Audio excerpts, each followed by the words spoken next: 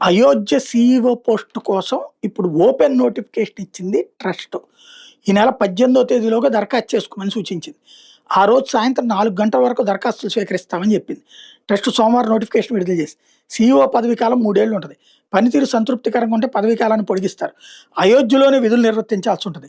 వేతనం, ఇతర సర్వీస్ ప్రయోజనాలు పరస్పరం సంప్రదింపుల ద్వారా ఖరారు చేస్తారు. దరఖాస్తుదారులు గుర్తింపు పొందిన యూనివర్సిటీ నుంచి కనీసం గ్రాడ్యుయేషన్ పూర్తి చేసి ఉండాలి. వయసు 50 నుంచి 70 ఏళ్ల మధ్య ఉండొచ్చు.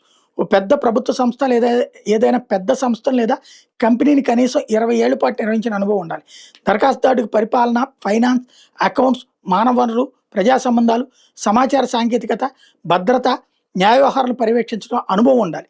ప్రధాన పరిపాలన అధికారిగా పనిచేసినా లేదా దేవాలయం లేదా హిందూ మత సంస్థను నిర్వహించడంలో అనుభవం ఉన్న వాళ్ళకి ప్రాధాన్యత లభిస్తుంది. అన్ని అర్హతలు ఉంటే ఉద్యోగాల నుంచి పదవి విరమణ చేసిన అధికారులు కూడా దరఖాస్తు చేసుకోవచ్చు. దరఖాస్తుదారులు హిందూ మతాన్ని నిష్ఠగా ఆచరించే వాళ్ళే ఉండాలి. వైష్ణవ సంప్రదాయానికి చెందిన శ్రీరామ భక్తులైతే అదనపు అర్హతగా పరిగణిస్తారు. అట్లాగే హిందీ, ఇంగ్లీష్ భాషలో తగిన పరిజ్ఞానం ఉండడం తప్పనిసరి. ట్రస్ట్ మీద భక్తులకు నమ్మకాన్ని నిలబెట్టడమే సీఈఓ ప్రధాన బాధ్యత అవుతుంది. రామాలయ నిర్మాణ కమిటీ చైర్మన్ రూపేంద్ర మిశ్రా చెప్పుకొచ్చారు. అయోధ్య ఆలయానికి భక్తులు ఇచ్చిన విరాళాలు పక్కదారి పట్టినట్టు తేలినటువంటి నేపథ్యంలో ఇది. మన తిరుమల తిరుపతి దేవస్థానం నిర్వహించిన ఈవోలు ఎవరైనా రిటైర్ అయిన వాళ్ళు ట్రై చేస్తే బాగుంటుంది. ఎందుకంటే మన వాళ్ళకి అంతా తెలిసింది, అంతా అద్భుతమైన నిర్వహణ సామర్థ్యం ఉంది. ట్రై చేస్తే బెటర్.